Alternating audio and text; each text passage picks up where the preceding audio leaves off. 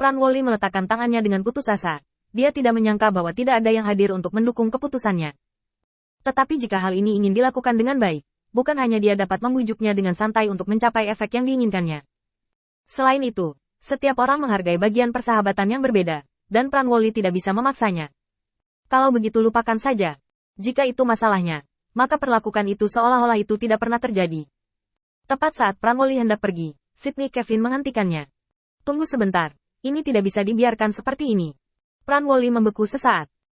Tiba-tiba muncul kewaspadaan, karena dalam pandangan Pranwali, hanya ada dua kemungkinan untuk menghentikannya sekarang. Mereka ingin membawa diri mereka ke Mahkamah Agung sebagai tanda kesetiaan, atau mereka ingin menjadi benar. Cahaya tidak baik. Bagaimanapun, itu adalah hasil yang tidak dia inginkan. Namun, Sydney Kevin melingkarkan lengannya di bahunya dan menariknya kembali, memamerkannya kepada beberapa orang. Dengar, aku tahu Pranwali pasti ingin kita mengambil sikap, dan dia tidak akan menjadi orang yang melanggar keinginan terakhir kita. Semua orang tercengang. Cepat, apa yang harus dikatakan? Apa yang harus dikatakan? Dan jangan lupa taruhan kita. Aku punya kaos kaki bau selama sebulan. Aku akan menemukan seseorang untuk mengirimkannya kepadamu nanti, dan kamu dapat membagikannya sendiri. Petik 2. Pranwali terkejut dengan ledakan tawa yang tiba-tiba, serta cekikikan sekelompok orang. Apakah kamu tidak mau? Sydney Kevin langsung terlepas dari bahu Pranwali dan melingkari lehernya. Diam untukku. Apalagi yang perlu dibicarakan tentang ini? Kami tidak tahu orang macam apa penguasa cahaya itu. Kali ini kami bisa melihatnya dengan jelas, tapi kamu masih bingung. Kesamping menggaruk kepalanya. Saya sudah melakukan kontak dengan kuil penguasa cahaya. Saya berencana untuk membiarkan orang percaya baru belajar dari mereka. Setelah bawahan saya pulih, saya akan mengirim seseorang untuk berdiskusi dengan mereka. Apakah saya masih perlu mengungkapkan pendapat saya? Mendengar ini, Pranwali menggelengkan kepalanya lagi dan lagi. Tidak perlu, tidak perlu. Kamu salah satunya. Lengan Sydney Kevin perlahan mengencang. Apakah paman ini dianggap satu? Jika kamu ingin mengatakan tidak, aku akan mencekikmu, dan kemudian aku akan menjadi tuan rumah. Pranwali mengangguk lagi dan lagi. Gampang bicara, kamu biarkan aku pergi dulu. Aku khawatir kamu akan ketinggalan. Sydney Kevin melepaskan tangannya dan memeriksa penghalang di sekitarnya. Hal ini sangat penting, setidaknya bagi mereka. Sangat, sangat penting. Dan tidak bisa membiarkan Mahkamah Agung mendengar berita apapun. Gidetari mengangkat bahu tak berdaya. Kilo sudah membawa sekelompok orang untuk memberikan hadiah. Lagi pula, aku tidak ada hubungannya dengan mereka. Temperamen Jet Tali yang cepat tidak akan mengkritik bawahannya. Sebagian besar waktu, dia memanjakan. Pikiran bawahan ini sering menjadi pikirannya. Jen Bailey memandang Sydney Kevin. Tidak ada yang perlu dikatakan, aku pasti akan melakukan sesuatu denganmu. Dengan cara ini, mereka berlima telah mengkonfirmasi sikap mereka terhadap Qin Yichen, dan tidak ada banyak perbedaan pendapat. Pranwali menggaruk kepalanya, lalu berkata, Oke, sekarang kita berada di halaman yang sama. Izinkan saya memberitahu Anda sedikit tentang apa yang perlu kita lakukan selanjutnya. Karena Yan Luoling ada di tangan Qin Yichen, dia akan mengikuti aturan Yan Luoling. Hanya saja sikap Mahkamah Agung terhadap Qin Yichen tidak terlalu baik. Kita perlu bertanya kepada kapten lain. Dengan cara ini, kamu akan menggunakan alasan merekrut orang baru untuk mendiskusikan masalah ini dengan kapten yang kamu pikir dapat kamu percayai. Pastikan untuk merahasiakannya. Kami akan membuat pengaturan ketika kami mengetahui sikap orang lain. Beberapa orang mengangguk menyetujui rencana itu.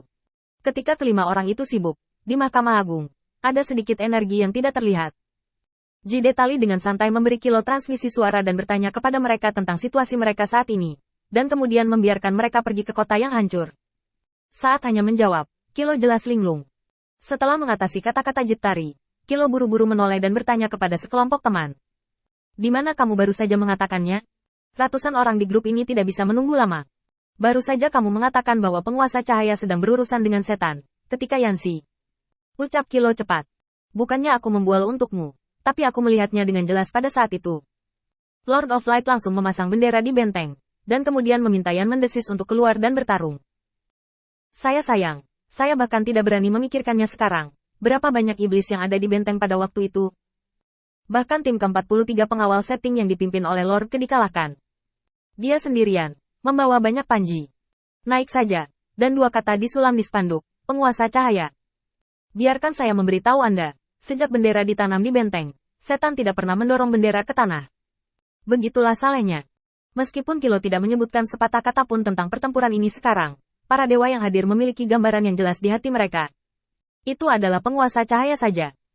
Pada saat iblis merebut benteng, Dia berdiri di sisi berlawanan dari semua iblis, dengan arogan menanam bendera di wilayah iblis, dan dengan kekuatannya sendiri, mengejutkan semua iblis. Mendominasi seperti itu. Kilo tidak hanya membual. Sejak dia kembali dari Huotu Xingyu, Kilo dapat dikatakan mengagumi Qin Yichen, dan dia bahkan lebih berterima kasih kepada orang-orang yang percaya di kuil penguasa cahaya. Namun tanpa bantuan pihak manapun, dia, Kilo, tidak bisa bertahan. Kebaikan menyelamatkan jiwa semacam ini layak baginya untuk membuat kesan yang baik bagi Guangzhou sekarang. Perjalanan sehari berlalu dengan cepat dalam narasi Kilo, dan mulut Kilo juga mendapat banyak penggemar kecil dan penggemar kecil. Tim orang secara bertahap tumbuh menjadi skala lebih dari 1.000 orang dengan perjalanan, dan masih terus berkembang. Bahkan beberapa orang yang lewat di kota terapung, setelah mendengarkan deskripsi Kilo, mengikutinya dengan rasa ingin tahu sepanjang jalan.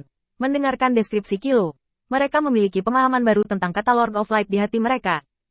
Pada saat dia tiba di kota reruntuhan, itu sudah hari kedua, dan Kilo akhirnya berbicara dengan jelas tentang pertemuannya di wilayah bintang Huotu selama waktu ini. Di bawah bayangan Kilo, kelompok itu mendengar bahwa mereka akan melihat kuil penguasa cahaya, dan bahkan mata mereka bersinar. Di belakang gunung gantung di depan adalah salah satu wilayah kuil Lord of Light, kota reruntuhan.